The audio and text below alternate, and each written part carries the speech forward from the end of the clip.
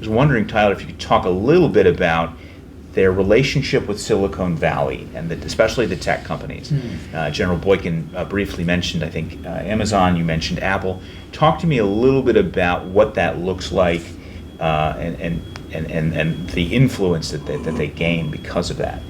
Yeah, there is a very large documented liberal bias among these Silicon Valley tech companies, and it's fine to have your political opinions, but when you have these echo chambers that control platforms that expand across the country and across the world, you're getting into a little bit of a dangerous territory, especially when these organizations trust the Southern Poverty Law Center. So as we mentioned, Amazon has decided to cut organizations. Anybody branded a hate group by the Southern Poverty Law Center is automatically excluded from the Amazon Smile charity program.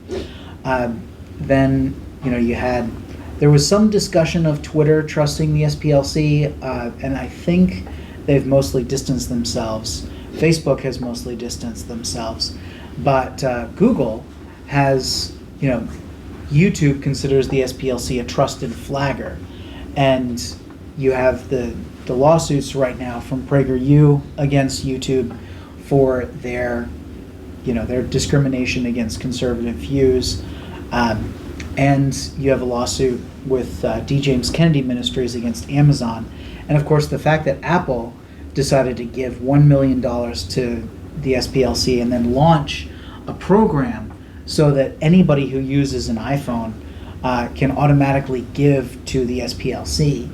They're setting up these pathways to give the SPLC more money and more influence. And these are things that they need to be called out for.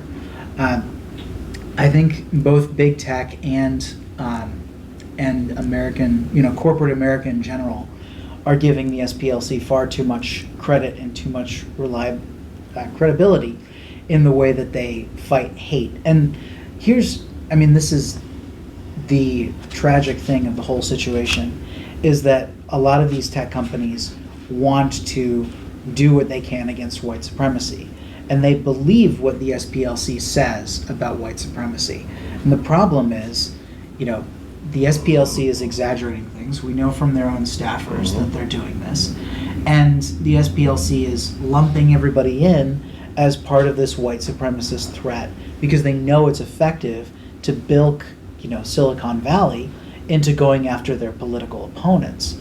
And we need to acknowledge Silicon Valley has some good concerns about some of these organizations.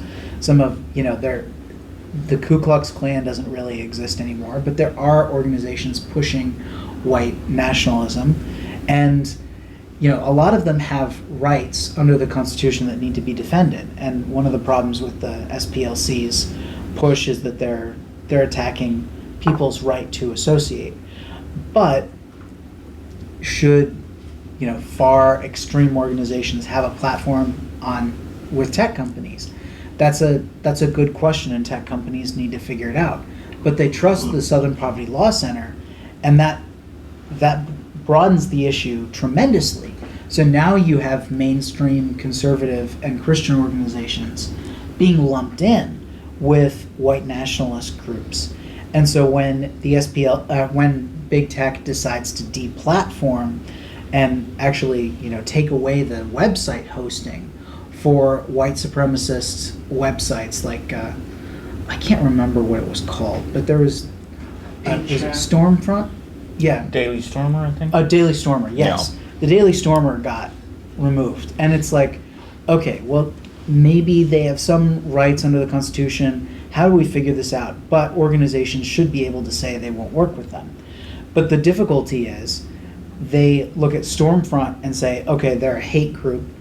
The Southern Poverty Law Center says so. Who else do the Southern Poverty Law Center say is a hate group? And they went after Jihad Watch.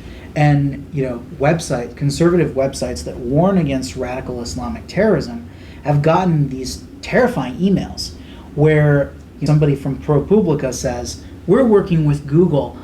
We noticed that you get a lot of ad space, you get a lot of money selling ads for this company, this company, this company, Google AdWords is working with you. How would it affect you if you lost all these things?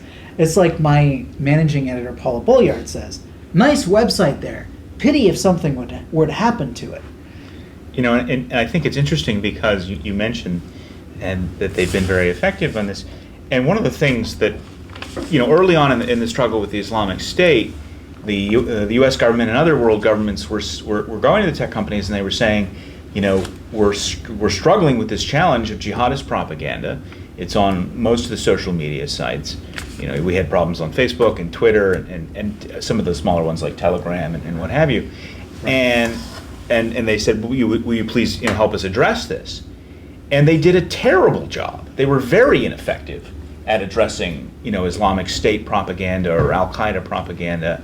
And yet they seem to be very motivated and very successful when it comes to, you know, both the SPLC type groups, you know, the white supremacist groups, but then the other people who are maligned, you know, the Alliances Defending Freedoms, the Family Research Council.